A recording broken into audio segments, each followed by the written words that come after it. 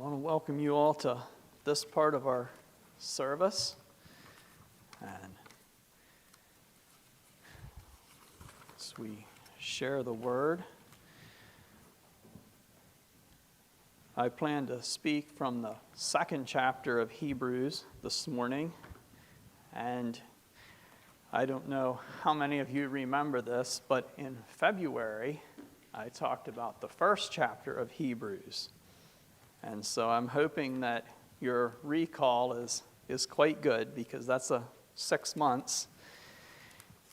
And I'm just going to give a little bit of review about what we talked about in chapter 1 and in the very first part of chapter 2. We learned that Jesus is God's supreme revelation. That was sort of the final. He talked to us in a lot of different ways at a lot of different times, but now he's spoken to us by the Son. And he also is the exact image of God. It's like a rubber stamp. You get the exact image. And that's very important to keep in mind as we study the book here. He's been made much better than the angels. And I also want you to keep that in mind as we talk about what we're going to talk about in chapter 2. Much better, a more excellent name than the angels. And the angels worship Jesus. It's not the other way around. And then, in the beginning of chapter 2, we talked about the tendency to drift. And we talked about how if you're on a long journey, like the astronauts that went to the moon, they have to keep correcting their course because they tend to get off course. They drift a little bit. And if you set out across the ocean, you would find the same thing. And the way you know you're drifting is you compare your position and your direction to an object that's known. We know that we know that the North Star is at the same place every day. And so for us, if we want to know if we're drifting, we have to look at Jesus, because he's the same yesterday, today, forever. It's a fixed reference point. And we talked about how if the word that was given by angels, which was the law, proved steadfast, and every transgression and disobedience received a just reward, how shall we escape if we neglect the greatest salvation, which at the first began to be spoken by the Lord? So if an angel came and stood right there and told us to do something, we would just do it, right? We wouldn't think too hard about it. But we've been given a word that's more sure. And so that was what we talked about. How do we prevent drift? By comparing our life to the life and teachings of Jesus. There's no other way to combat drift and apostasy. The word that we have from Jesus is more sure, from a higher authority than an angel. We can have assurance that this word is authenticated by God and by the people who heard it originally and passed it on to us. So that was chapter 1 and the first 4 verses of chapter 2. And now we're going to take the rest of chapter 2. I'm going to go ahead and just read the whole chapter to sort of give us a little bit of momentum going in. And then as we go, I'm going to be referring to the New English translation as well, because I like a few of the things of the way that they render it. So Hebrews chapter 2, beginning in verse 1. Therefore we must give the more earnest heed to the things which we have heard, lest we drift away. For if the word spoken through angels proved steadfast, and every transgression and disobedience received a just reward, how shall we escape if we neglect so great a salvation, which at the first began to be spoken by the Lord, and was confirmed to us by those who heard him? God also bearing witness both with signs and wonders, with various miracles and gifts of the Holy Spirit, according to his own will. For he has not put the world to come, of which we speak, in subjection to angels. But one testified in a certain place, saying, What is man, that you are mindful of him? Or the Son of Man, that you take care of him? You have made him a little lower than the angels. You have crowned him with glory and honor, and set him over the works of your hands. You have put all things in subjection under his feet. For in that he put all in subjection under him, he left nothing that is not put under him. But now we do not see all things put under him. But we see Jesus, who was made a little lower than the angels for the suffering of death crowned with glory and honor, that he, by the grace of God, might taste death for everyone. For it was fitting for him, for whom are all things, and by whom are all things, in bringing many sons to glory, to make the captain of their salvation perfect through sufferings. For both he who sanctifies and those who are being sanctified are all of one, for which reason he is not ashamed to call them brethren, saying, I will declare your name to my brethren. In the midst of the assembly I will sing praise to you. And again I will put my trust in him. And again, here am I and the children whom God has given me. Inasmuch then as the children have partaken of flesh and blood, he himself likewise shared in the same, that through death he might destroy him who had the power of death, that is, the devil, and release those who through fear of death were all their lifetime subject to bondage. For indeed he does not give aid to angels, but he does give aid to the seed of Abraham. Therefore, in all things, he had to be made like his brethren, that he might be a merciful and faithful high priest in things pertaining to God, to make propitiation for the sins of the people. For in that he himself has suffered being tempted, he is able to aid those who are tempted. And I have titled this message, Preparation for Priesthood. And as we go through the book of Hebrews, we're going to hear a lot about the priesthood of Christ. And I think this chapter sort of lays a little bit of a foundation for that. And I saw a few things in here that were a little bit new thoughts for me, and hopefully you will appreciate them as well. So in verse 5, because that's where we're going to pick up, it says that he has not put the world to come, of which we speak, in subjection to angels. And I guess that means that it hasn't happened yet. But this world that we're in now isn't under the control of the angels, and the one to come isn't going to be either. And then he quotes Psalm 8. What is man that you are mindful of him, or the Son of Man that you take care of him? And I guess the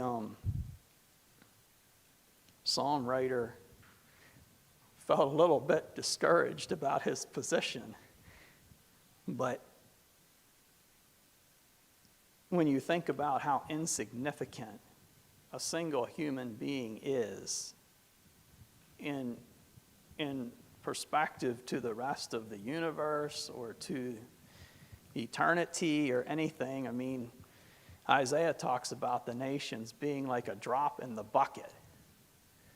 And if you have a 5-gallon bucket and you get one drop in there, it's not very much. Now, there's a lot of discussion about this passage as to who it applies to. Does it apply to the human race, or does it apply to a particular person? And I guess in this context, I think it probably applies to Jesus. He called himself the Son of Man, and it talks about the Son of Man in this passage. And then after he quotes that, he starts to talk about Jesus, who was made lower than the angels. And we'll talk a little bit about why or how he was made lower.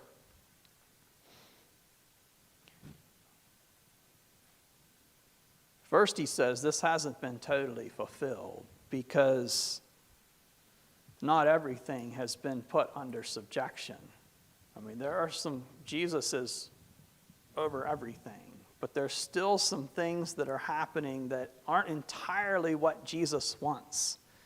And finally, when everything's put under subjection, then everything that happens will be exactly what he wants. There won't be the free will that we see now of people being able to go against Jesus is going to end, and everyone is going to bow down. And at that point, everything will be under subjection.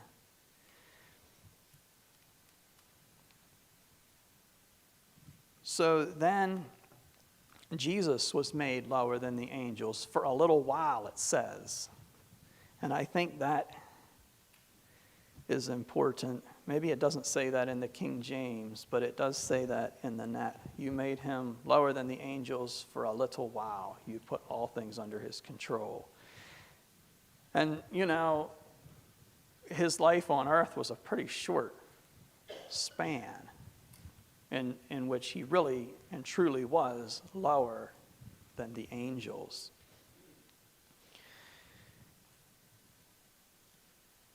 But and the reason that he was lower is that he suffered death. The angels can't suffer death like that, not in the same way. They may be able to receive some kind of eternal punishment, but they can't give their life up and die like a human can and does. And so he says, but we see Jesus.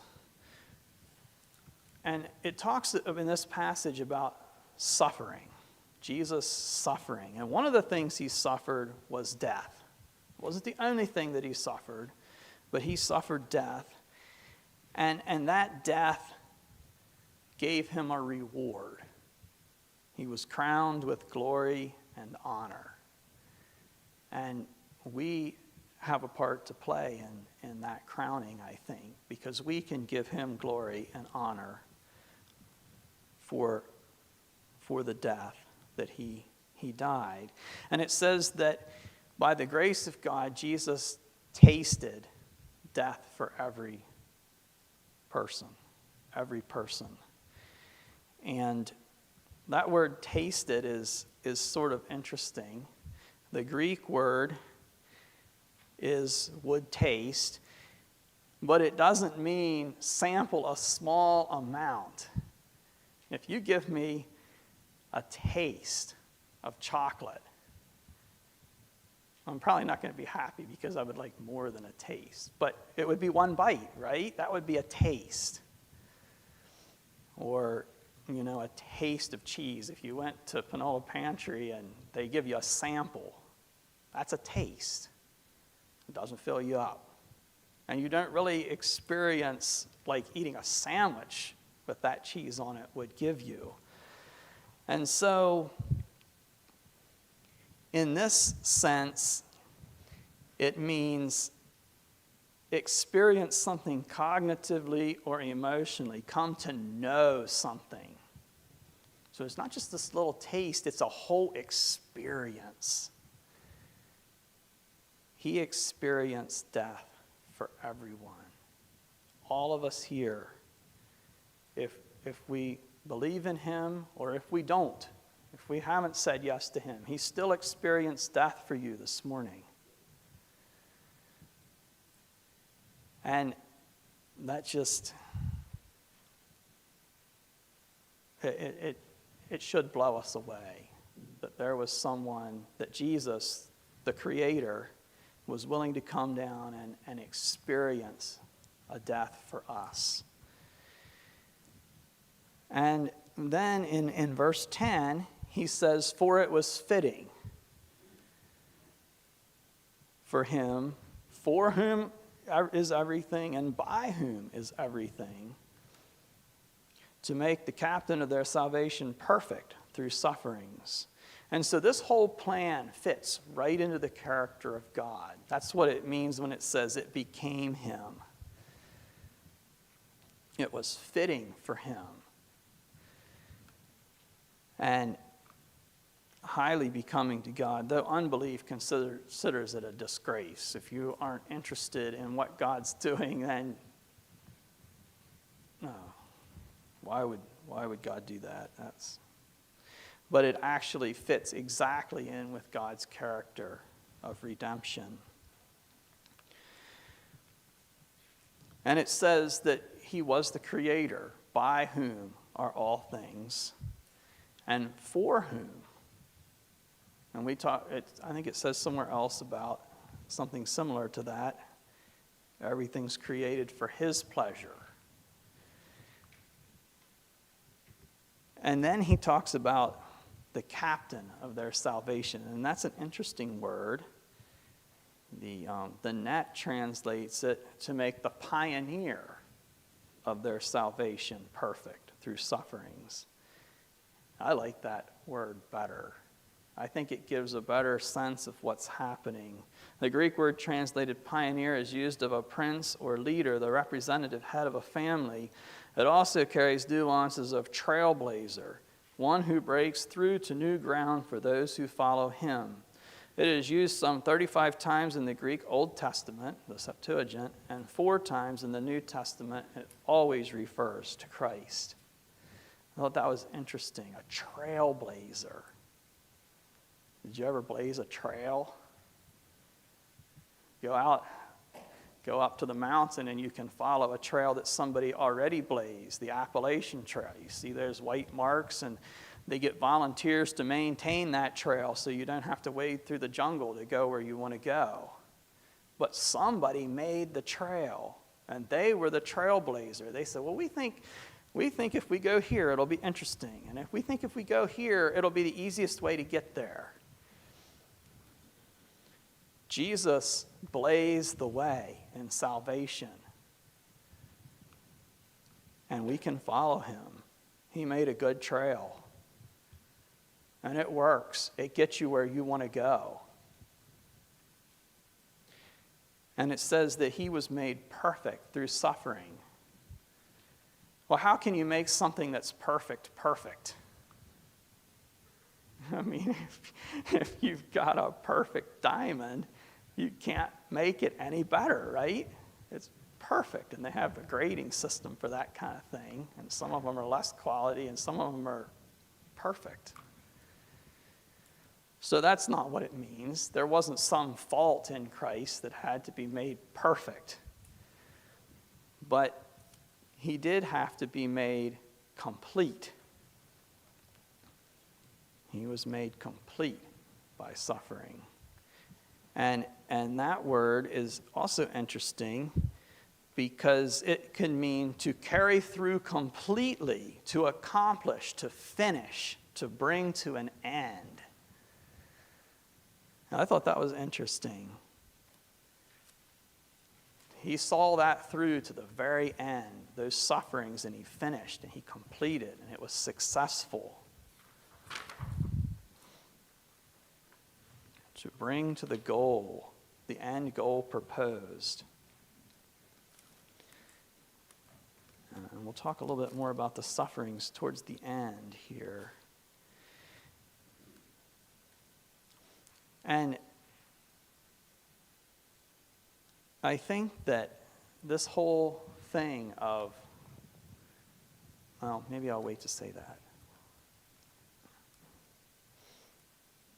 It says in verse 11, for both he that makes holy, that's what the word sanctified means, makes holy, and those who are being sanctified, are being made holy, are all of one. They all have the same origin, and that's really important to remember. The same origin. And because of that, because we both Jesus is God and came from God, and we were created by God and came from God. We have the same origin. And because of that, Jesus isn't ashamed to call us brothers and sisters this morning. He's not ashamed because it's the same origin. And then he quotes some verses from the Old Testament that I neglected to figure out where they were. I will declare your name to my brethren. In the midst of the assembly, I will sing to you. And then the last one, here am I and the children whom God has given me. And he's using that as proof that we're from the same origin. And in 14, inasmuch then as the children have partaken of flesh and blood, he likewise shared in the same. And why did he share in the same? So that he could destroy the person who held the power of death. Isn't that amazing? Jesus' humanity is what destroyed the devil and the power of death. Because he came and became incarnate, he was able to do that. And it says that he released those, or he broke the power of the fear of death. Do you fear death this morning? You don't need to, because Jesus destroyed the person, the entity that had the power of death, and he's released everyone from the fear of death. He's set us free. That power's broken this morning. If you're a believer in Christ, you don't need to fear death.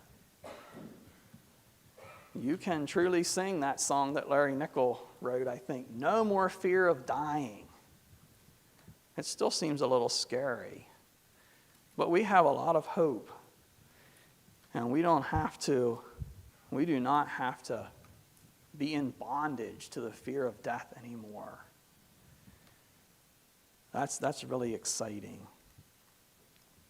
And then this last section talks about being made like his brothers and sisters. The Net Bible says that it's acceptable to translate this Greek word that's in the New King James translated brothers as brothers and sisters. And I really like that.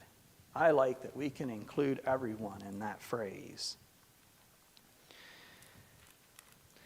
In verse 16, he says that he does not give aid, Jesus does not give aid to the angels, but to the seed of Abraham. When the angels fell, that word give aid could also mean take a hold of. And one of the commentaries that I read said that when the angels fell from heaven, Jesus didn't grab them. He didn't reach his hand out and rescue them. But when the humans fell from heaven, he did. He reached out his hand, and he's giving us aid. And in 17 it says, therefore he had to be made like his brethren in all things. And so Jesus became like us. He experienced life exactly the way that we experience life today. He experienced all the same emotions that we do. You know, he suffered loss. We don't read about his father in the Gospels after he's 12. We don't know what became of him, and we assume he died at some point. So he lost somebody, a close family member. His close friend Lazarus died, and he experienced grief. He got hungry. He got frustrated, or was tempted to be. You can see some frustration coming out in the Gospels when the Pharisees were being so unjust. And he just experienced all of those same emotions and temptations and feelings that we do. But he never sinned. He never gave in to the temptation. Someone was saying that, we're tempted and then we give in. And maybe there's some relief there. Usually I don't feel very much. But he never gave in. Those temptations were just there the whole time. And in the last verse, it talks about how Jesus suffered being tempted. And I was thinking, I wonder if a lot of the suffering that Jesus went through as a human was temptation. I never thought about that before. I think that rode him pretty hard and pretty heavy.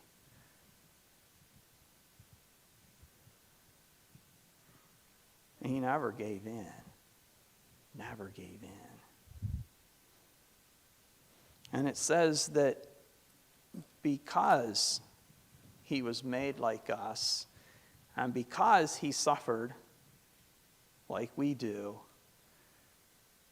he was able to become the high priest. And if he wouldn't have done that, I don't think the priesthood could have been his. I never really thought about that before. The priest had to be a man. It couldn't be a divine being. It could be both, but it had to be a man. And Jesus coming in the flesh satisfied that. Now he's qualified to stand between us and God. That's what a priest is. Someone who stands between the people and whatever's being worshipped. There's pagan priests too, and they do the same kind of thing and offer these sacrifices. Jesus offered that sacrifice, and as we get through Hebrews, we'll hear a lot more about the sacrifice that he offered. And he's merciful and faithful. He was faithful because he did everything that God asked him to do, and he's still faithful today, doing those same things.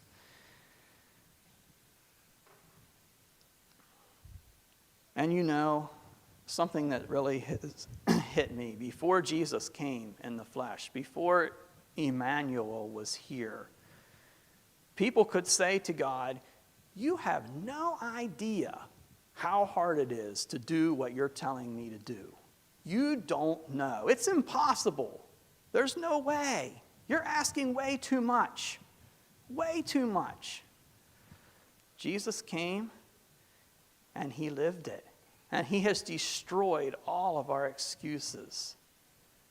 We can live the same way that Jesus did because he showed us he was the pioneer. He blazed the trail. And the other thing I was thinking about, in that Jesus experienced temptation, if you want help with a project, who do you get to help you? If you want someone to help fix your car, do you ask somebody that has never changed oil before in a car to help you? No, you don't. I mean, if you do, you're sort of being foolish probably.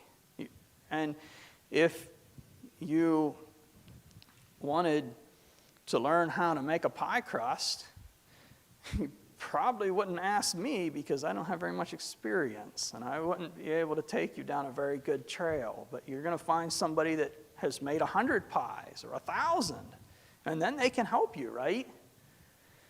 And that's the way it is with Jesus, because he was tempted and because he experienced what we're up against. It says that he is able to give us aid. And that word aid means to run to the cry of. And so I was thinking, you know, if you heard one of your children crying loudly, you would drop everything and run to their aid, wouldn't you? And if you heard somebody yelling, "Help! Help!" you would drop everything and run because maybe they're stuck. Maybe they, Devon tells a story about how he was working around his house and he heard someone hollering, "Help, help," and it was Wilmer Eby, and he was pinned between his tractor and the fence or something. And, he dropped everything and ran and helped him. And Jesus is going to do that when we call, but we do have to call. And so I think that's something to remember. If we want that aid, we probably need to ask for help.